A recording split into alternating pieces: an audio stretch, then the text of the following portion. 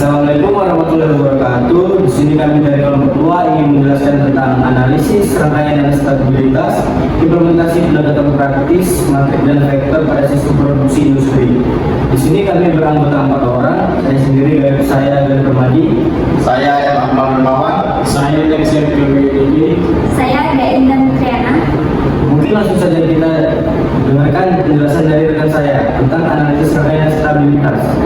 Oke, jadi di sini saya akan membahas slide pertama dari landasan analisis rangkaian stabilitas, implementasi pendekatan praktis matriks dan vektor pada sistem produksi industri. Mungkin teman-teman sekalian dalam kehidupan sehari-hari khususnya di dunia industri, perusahaan sering menghadapi berbagai masalah seperti bahan baku yang kurang, waktu manajemen yang kurang efisiensi, misalnya bagaimana menentukan jumlah produksi yang optimal ketika kapasitas mesin, tenaga kerja dan bahan baku terbatas. Nah, jadi untuk menyelesaikan masalah tersebut diperlukan pendekatan matematika yang sistematis. Salah satu cabang yang akan dibahas di sini adalah cabang matematika, aljabar linear, sistem persamaan linear, vektor, serta nilai eigen. Melalui tugas ini, kami mencoba menunjukkan bahwa konsep-konsep tersebut bukan hanya teori dalam kelas, tetapi juga memiliki manfaat nyata dalam membantu pengambilan keputusan di dunia industri. Next. Oke, di sini ada studi kasus utama. Pada tugas ini kami menggunakan studi kasus sebuah produk. Sebuah perusahaan memproduksi 3 jenis produk unggulan, produk A, produk B, dan produk C secara simultan dengan batasan alokasi ketersediaan aset industri. Seperti contoh di sini, sumber daya yang terlibat adalah waktu pemrosesan mesin utama, alokasi tenaga kerja ahli, dan kuantitas bahan baku.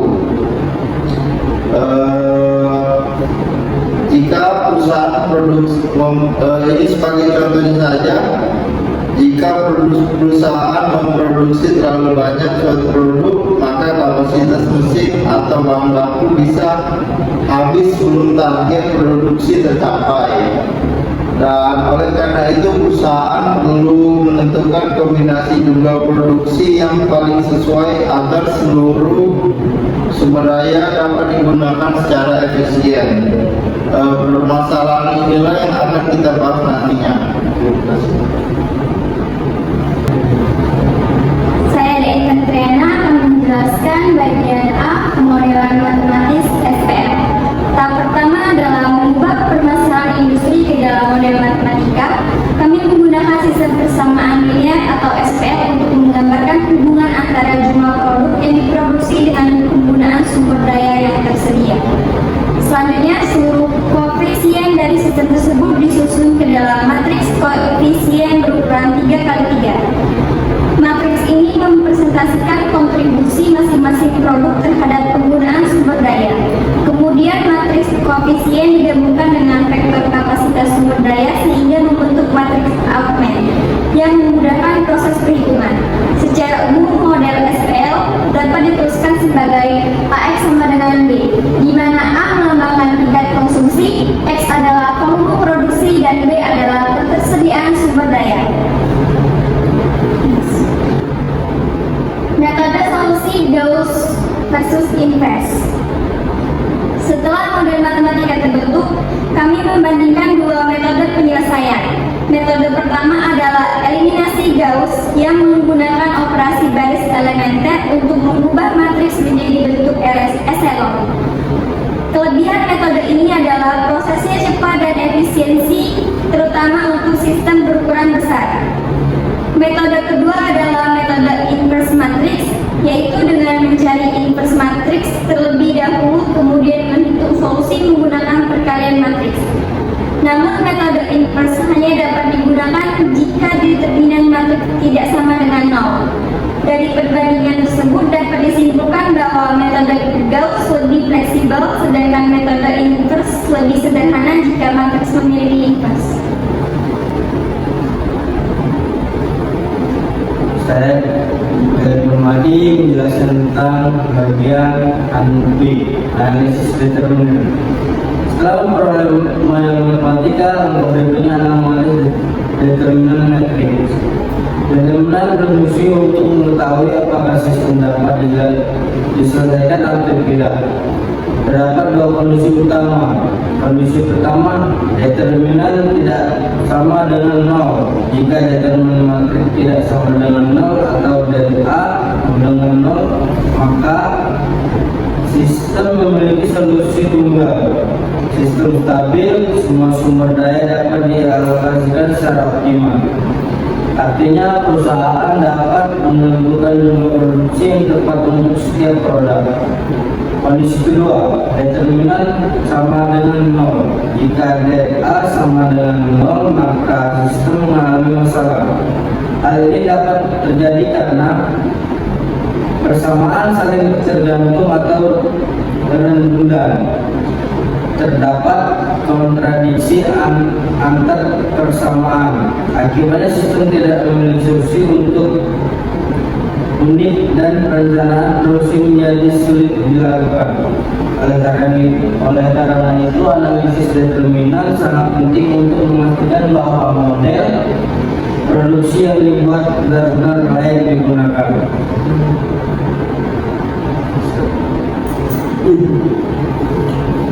Saya Alexander PWDG akan menjelaskan mengenai vektor dalam sistem produksi. Selain matriks, kami juga menggunakan konsep vektor. Vektor dapat digunakan untuk merepresentasikan karakteristik tiap produk berdasarkan penggunaan sumber daya. Misalnya, produk A dipresentasi sebagai vektor 2,1,3 dan produk B dipresentasikan sebagai 3,2,1. Komponen-komponen tersebut menunjukkan kebutuhan mesin, tenaga kerja, dan bahan baku. Dengan menggunakan vektor, hubungan antara produk dan dapat dianalisis secara matematis. Hal ini membantu perusahaan memahami bagaimana suatu produk mempengaruhi pengguna sumber daya dibandingkan produk lain. Oke, lanjut pada slide ke-7, kita akan analisis sudut antara vektor. Pada bagian ini kami menggunakan konsep box produk atau perkalian titik. Rumusnya adalah A kali B sama dengan A B cos beta. Rumus ini digunakan untuk mencari sudut antara dua vektor. A kali B sama dengan A B cos beta. Jika sudut yang terbentuk kecil, berarti kedua produk memiliki pola penggunaan sumber daya yang mirip. Sebaliknya, jika sudut besar, berarti penggunaan sumber dayanya berbeda. Analisis ini bermanfaat karena perusahaan dapat mengetahui produk mana yang cocok diproduksi secara bersamaan dan produk mana yang berpotensi meningkatkan persaingan penggunaan sumber daya.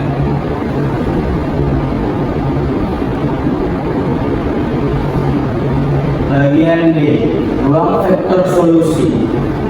Pada simulasi ini diasumsikan salah satu sumber daya utama tidak tersedia. Sebagai contoh, bahan baku bernilai 0. Ketika kondisi ini terjadi, sistem berubah menjadi SPL homogen. Tujuan analisis ini adalah mengetahui apakah perusahaan masih memiliki alternatif solusi atau tidak. Selanjutnya, analisis basis ruang solusi. Basis merupakan kumpulan vektor bebas linear yang membentuk seluruh kemungkinan solusi. Basis membantu persoalan memahami arah alternatif yang masih dapat ditempuh ketika terjadi keterbatasan sumber daya. Kemudian dianalisis dua dimensi ruang solusi. Dimensi menunjukkan jumlah parameter bebas yang masih tersedia. Semakin besar dimensi ruang solusi, semakin fleksibel perusahaan dalam menyesuaikan strategi produksinya. Bagian E, nilai eigen dan stabilitas. Bagian terakhir membahas nilai eigen dan stabilitas sistem produksi. Nilai eigen digunakan untuk menganalisis perilaku sistem dalam jangka panjang. Jika seluruh nilai eigen bernilai negatif, maka sistem bersifat stabil. Artinya, ketika terjadi gangguan pada produksi, sistem akan kembali menuju kondisi keseimbangan. Sebaliknya, jika terdapat nilai eigen positif, sistem menjadi tidak stabil. Kondisi ini dapat menyebabkan ketidakseimbangan produksi, munculnya bottlenecks, bahkan kegagalan pada rantai pasok dan distribusi. Oleh karena itu, analisis nilai eigen sangat penting dalam perencanaan produksi jangka panjang. Oke, sekarang kita memasuki slide ke-10, sistem pengajaran dan alur laporan timeline. Mungkin saja di sini ada dari seluruh analisis yang telah dilakukan dapat disimpulkan bahwa aljabar linier memiliki peran yang sangat penting dalam dunia industri. Matriks dan sistem persamaan linier digunakan untuk memodelkan masalah produksi dan determinan digunakan untuk memastikan sistem memiliki solusi yang unik. Vektor digunakan untuk menganalisis hubungan antar produk dan ruang vektor digunakan untuk melihat kemungkinan alternatif solusi.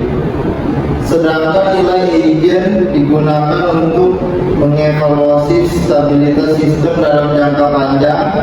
Dengan memanfaatkan konsep-konsep tersebut, perusahaan dapat mengambil keputusan yang lebih tepat dan meningkatkan efisien penggunaan sumber daya serta menjaga kestabilan proses produksi.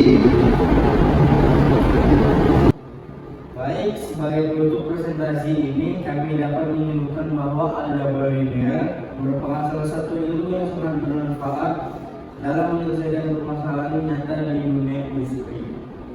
Melalui studi kasus sistem produksi 3 produk, kami telah mempelajari bagaimana sistem persamaan linier dan metrik digunakan untuk memodelkan hubungan antara produk dan sumber daya yang tersedia. Selanjutnya, metode eliminasi Gauss, inverse matrix, dan determinan digunakan untuk menentukan solusi yang tepat serta memastikan sistem memiliki solusi yang valid. Kami juga mempelajari penerapan vektor, ruang vektor, dan nilai eigen untuk menganalisis hubungan antar produk, alternatif solusi yang mungkin terjadi, serta tingkat stabilitas sistem produksi dalam jangka panjang. Dari pembahasan tersebut dapat diketahui bahwa konsep aljabar linier tidak hanya digunakan dalam perhitungan matematika, tapi juga dapat membantu perusahaan dalam mengambil keputusan yang lebih efektif dan efisien. Demikian presentasi dari kelompok kami. Kami mengucapkan terima kasih Ibu dosen dan teman-teman sekalian yang telah memperhatikan kami. Apabila terdapat kesalahan atau kekurangan dalam penyampaian materi, kami mohon maaf bila salah kata dan mohon ampun.